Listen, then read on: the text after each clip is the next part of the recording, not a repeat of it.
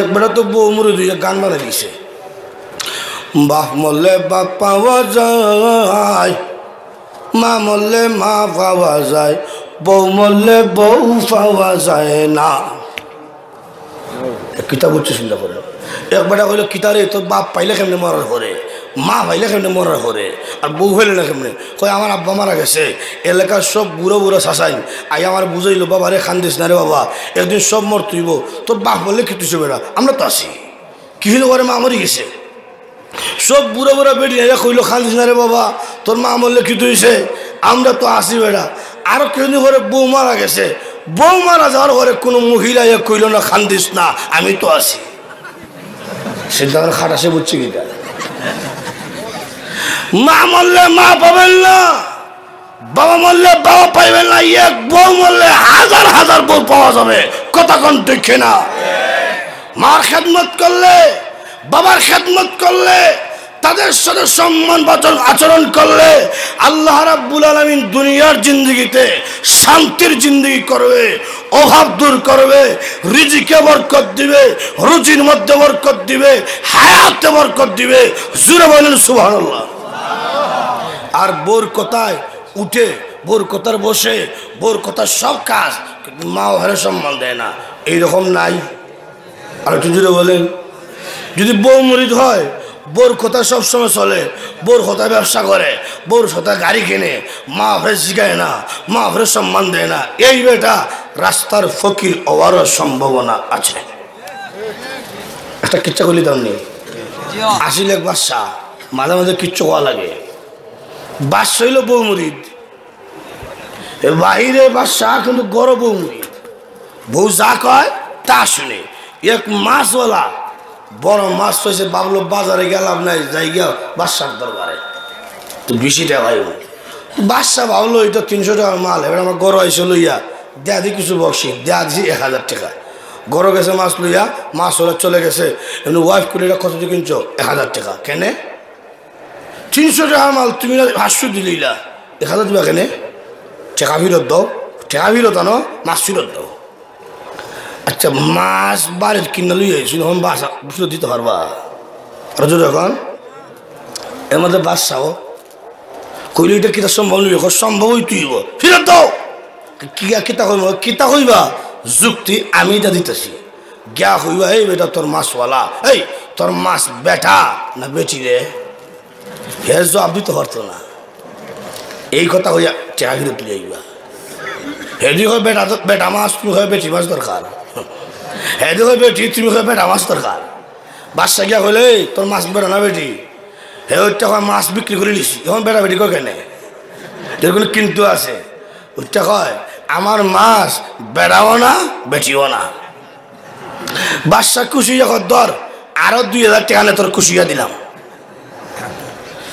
হে চেখা ভাইয়া, চেখা ভাইয়া খুশিয়ার হয়েছে বাড়িত, ফার্স্ট ইয়ারটা শিখি হয়ে গেছে মাটির মধ্যে, আর এবার উঠে নিছে টেকাটা। আর বাদশার আইন ছিল, বাদশার দেওয়া কোনো টাকা যদি ফইরা যায় এই টাকা উঠাবা না, এই টাকাটা এতিম মিসকিনের হক, এটা তার কাছে আইন ছিল। কিন্তু এ মাছওয়ালা উঠে গেছে, আইন লঙ্ঘন করছে, আইন লঙ্ঘন করছে, এটাও বেটি খানো গেছে কি বেটি হত্যা করলো, তাই তুমি এত টাকা দিলা, ইয়ের হরত তোমার আইন অমান্য করছে, এটা কিতা করলো, আইন কেন অমান্য করলো, এটা কয়া টাকা ফিরত আনো। বাদশা গিয়া হইলো তুই এটা কিতা করলে, তোর এত টাকা দিলাম আর তুই টাকাটা উঠেই লেখেনে, আমার অসম্মানী করলে, আমার বিধানটা মানলে না।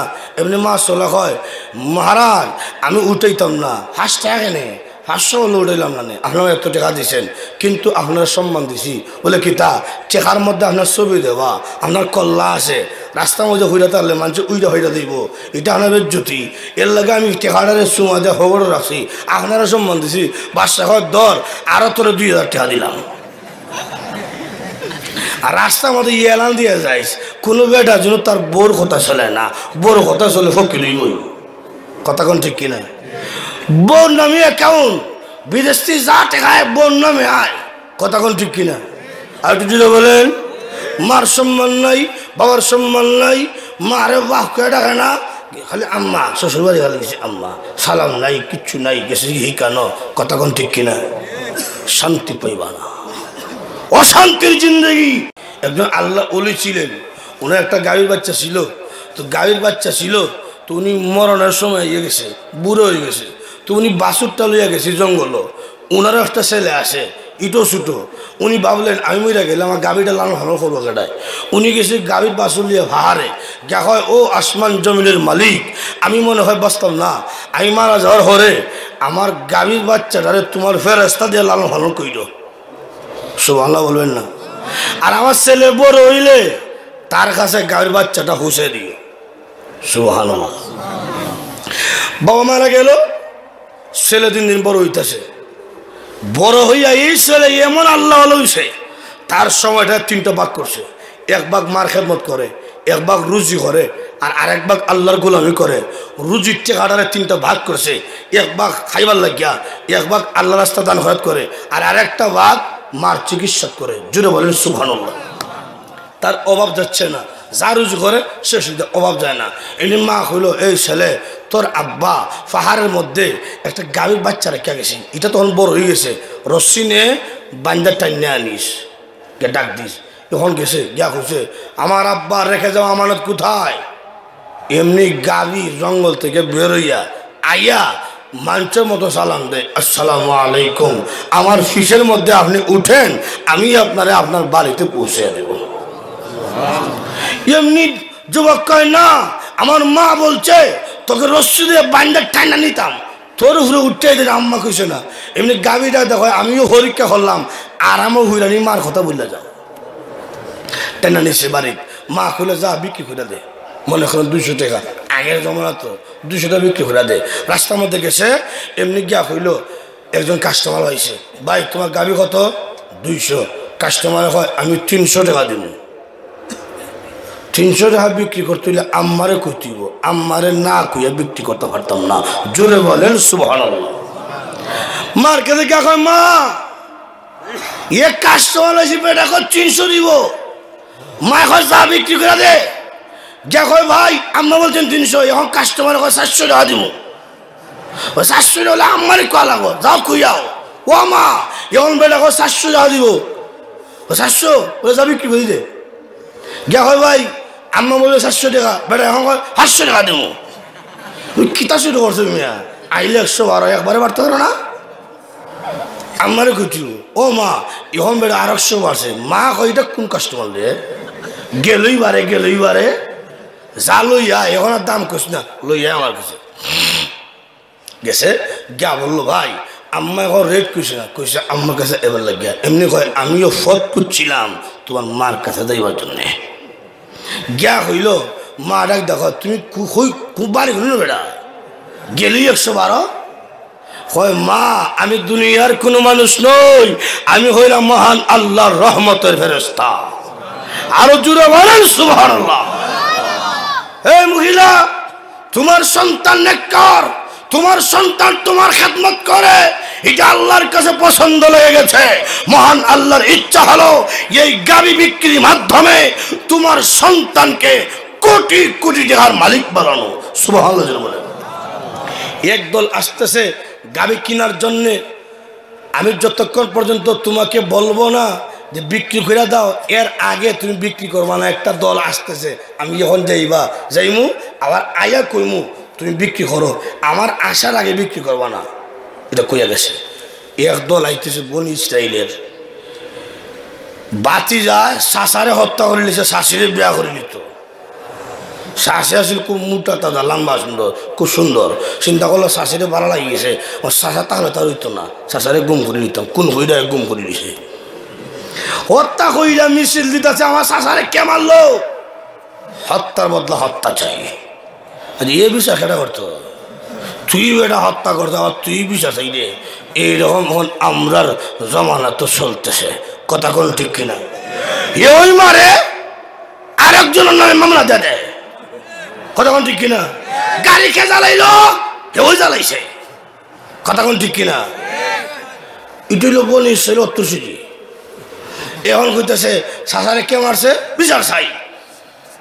লোকেরা গেছে মুসলমানের কাছে, গিয়া কইতেছে আমার শাসারে মারছে, এটা বিচার কইরা দেন। মুসলমান বললেন তোমার শাসারে মারছে, কে সাক্ষী আসেনি? কে মারছে সাক্ষী আছে? নাই সাক্ষী নেই, তা আমি কিতা বিচার করতাম? আপনি তো আল্লাহর সাথে কথা বলতে, আল্লাহকে বলেন যেন আল্লাহ বলে দে নামটা। বনি ইসরাইল লোকে মৃত্যু হইল, আল্লাহ কয়ে দিত না। আর উনি করে আল্লাহ অবশ্যই, উনি বলছেন আল্লাহ কে মারছে কুয়া দাও। আল্লাহ বলছিলেন একটা গাভী জবাই করো, গাভীর একটু গুস্ত মুর্দার শরীরে লাগাইলে মুর্দার জিন্দা হইয়া বলে দিবে তাকে হত্যা করছিল কে? আল্লাহ ডাইরেক্ট বলছেন। আর তারার চরিত্র, বনি ইসরাইলের চরিত্র হইল অশান্তি সৃষ্টি করা, বারবার নবীকে আটকানো, বারবার নবীকে প্রশ্ন করা। আল্লাহ বলছেন জাবিক জবাই করো, তারা তো নিয়ম ছিল জবাই করে নিত। এবং প্রশ্ন করছে গাভীর রং কি জাত হইতো, একটা রং খুঁজে দিছে আল্লাহ। গাভী দেখতে কেমন হইতো, মোটা হইতো না কঙ্কাল হইতো, বারবার প্রশ্ন করা। তারা চরিত্রই যখন লোহিত সাগর পার হইয়া মুসা নবী চলে গেছেন হেই পারে, ফেরাউন তারা করছিল, আর ওরা চলে গেছেন হেই পারে। এই পারে গিয়ে প্রশ্ন করছে মুসা নবীকে, এই মুসা নবী অন্ধকার চলে আসছে, তোমার সাথে আইসি, এখন তো লাইট নাই, বাতি নাই, ল্যাম্প নাই, তোমার সাথে আয়াত বিহত করছি, লাইট তুমি কই? এমনি আল্লাহ বলছিলেন হে মুসা নবী এদেরকে আপনি বলুন সন্ধ্যা আসতে দেরি হবে, আমি আল্লাহর পক্ষ থেকে কুদরতি লাইট দিতে দেরি হবে না। তারা প্রশ্ন করলো খাবার হইব কই? সূরা বাকারা আল্লাহ বলেছে ফেটে খিদা লাগতে দেরি হবে, জান্নাতের খাবার তাদের সামনে যাইতে দেরি হবে না। তখন তারা বলল আমাদের সাথে ইয়াসটা অতিরিক্ত কোনো পোশাক নাই, একটা কাপড় পুরানো হয়ে গেলে, ময়লা হয়ে গেলে, সিরা গেলে নতুন কাপড় হইব কই? ময়লা হয়ে গেলে সাবান হইব কই? সিরা গেলে সিলে হইব কেমনে? এমনি আল্লাহ জানাই দিলেন এদেরকে আপনি বলেন এদের কাপড় ময়লা হবে না, এদের কাপড় ছিঁড়বে না, এদের কাপড় পুরাতন হবে না। সুবহানাল্লাহ জুড়ে বলেন। এখন তারা প্রশ্ন করলো ও নবী মূসা আমরার সাথে আমরা বউ আছে, কিছুদিন হরে বাচ্চা চলে দিব, বাচ্চা কাচ্চার লাগি পোশাক পাইব কই? বনি ইসরাইল কেমন চিন্তা করেন, বনি ইসরাইল কারা চিন্তা করেন, ইহুদিরা কেমন জাতি চিন্তা করেন। আজকেও বিশ্বের জমিনে যত মুসলমানদের দেশে মারামারি করতেছে, মুসলমানদেরকে হত্যা করতেছে, মুসলমানদের মা বোনদের ইজ্জত নষ্ট করতেছে, মুসলমানদের নিষ্পাপ বাচ্চাগুলোকে ইয়েতিম করতেছে, মুসলমানদের ছোট্ট ছোট্ট মেয়েদের ইজ্জত নষ্ট করতেছে, সব হইল ইহুদিরা। জুড়ে কোন কথা ঠিক কিনা?